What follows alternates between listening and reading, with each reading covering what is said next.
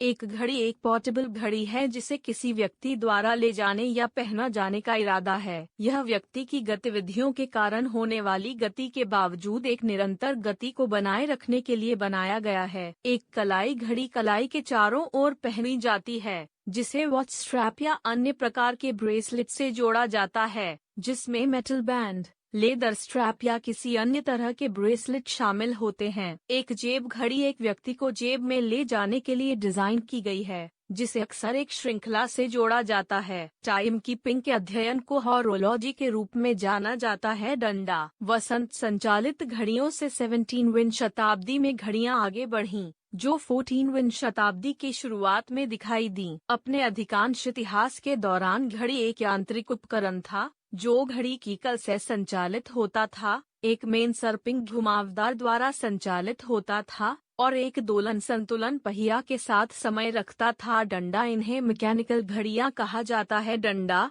1960 के दशक में इलेक्ट्रॉनिक क्वार्ट्ज घड़ी का आविष्कार किया गया था, जिसे एक बैटरी द्वारा संचालित किया गया था और एक वाइब्रेटिंग क्वार्ट्ज क्रिस्टल के साथ समय रखा गया था। डंडा 1980 के दशक तक क्वार्ट्ज घड़ी ने यांत्रिक घड़ी से अधिकांश बाजार पर कब्जा कर लिया था। ऐतिहासिक रूप से इसे क्वार्ट्ज क्रांति कहा जाता है। स्विस में क्वार्ट्ज संकट के रूप में भी जाना जाता है। डंडा 2010 के दशक में विकास में स्मार्ट वॉच शामिल हैं, जो एक कलाई पर पहनने के लिए डिजाइन किए गए कंप्यूटर जैसे इलेक्ट्रॉनिक उपकरण हैं। वे आमतौर पर टाइम कीपिंग कार्यों को शामिल करते हैं, लेकिन ये स्मार्ट वॉच की सुविधाओं का केवल एक छोटा सा हिस्सा हैं।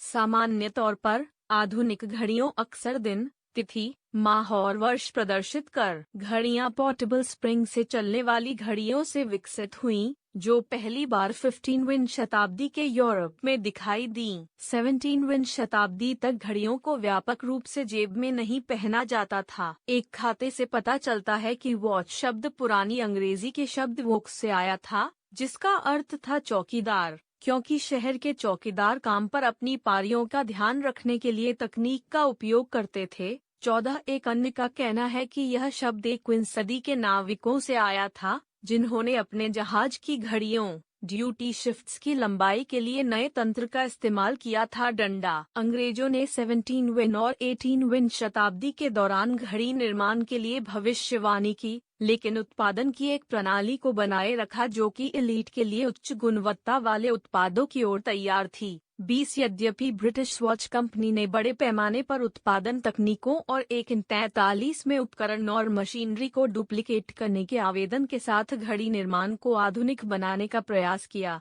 लेकिन यह संयुक्त राज्य में था कि यह प्रणाली बंद हो गई। आरोन लोपकिन डेनिसन ने मैसाचुसेट्स में 1851 में एक कारखाना शुरू किया जो विनिमय भागों का उपयोग करता था और 1861 तक एक सफल उद्यम संचालित किया, जिसे वॉल्थम वॉच कंपनी के रूप में शामिल किया गया। डंडा कई कंप्यूटरीकृत कलाई घड़ी विकसित की गई हैं, लेकिन किसी को भी लंबे समय तक बिक्री की सफलता नहीं मिली है, क्योंकि उनके पास छोटे स्क्रीन और बटन और छोटी बैटरी जीवन के कारण अजीब उपयोगकर्ता इंटरफेस है। जैसे ही छोटा बड़ा इलेक्ट्रॉनिक सस्ता हो गया, घड़ियां का विकास किया गया, जिसमें एस दिशा, वीडियो गेम, डिजिटल कैमरा की ड्राइव, जीपीएस रिसीवर्स और सेल्युलर फोन दिखाने के लिए कैलकुलेटर, टोनोमीटर, बैरोमीटर, एल्टीमीटर, दोनों हाथों का उपयोग करके एक कंपास को विकसित किया गया। डंडा कुछ खगोलीय घड़ियां चंद्रमा का चरण दिखाती हैं और अन्य खगोलीय घटनाएं। 1980 के दशक की शुरुआत में सेको ने इसमें एक टेलीविजन के साथ एक घड़ी की मार्केटिंग की। इस तरह की घड़ियों को भी भद्दा माना जाता है और इस प्रकार मुख्य रूप से गीक खिलौने। हालांकि कई कंपनियों ने कलाई घड़ी में निहित कंप्यूटर को विकसित करने का प्रयास किया है। 1914 to 1918 के प्रथम विश्व युद्ध के प्रभाव ने नाटकीय रूप से आदमी की कलाई घड़ी की सार्वजनिक धारणा को स्थानांतरित कर दिया और युद्ध के बाद के युग में एक बड़े बाजार को खोल दिया। धीरे धीरे बैराज तोपखाने रणनीति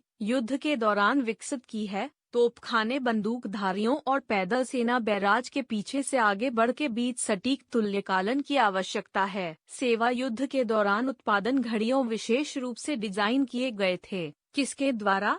ट्रेंच युद्ध की कठोरता के लिए, चमकदार डायल और अटूट ग्लास के साथ। युद्ध कार्यालय 1917 से लड़ाकों को कलाई घड़ी जारी करना शुरू कर 26 युद्ध के अंत तक लगभग सभी प्रबुद्ध पुरुषों ने कलाई घड़ी पहनी थी और उनके द्वारा जल्द ही फैशन को ध्वस्त कर दिए जाने के बाद ब्रिटिश होरोलॉजिकल जर्नल ने 1917 में लिखा था कि कलाई घड़ी का उपयोग युद्ध से पहले सख्त सेक्स द्वारा किया गया था, लेकिन अब वर्दी में लगभग हर आदमी की कलाई पर और सिविलियन पोशाक में कई पुरुषों को देखा जाता है। तो यह था घड़ी के बारे में कुछ रोचक बातें। तो आपको ये वीडियो कैसी लगी? अगर अच्छी लगी तो लाइक, सब्सक्राइब, शेयर, कमेंट जरूर करें।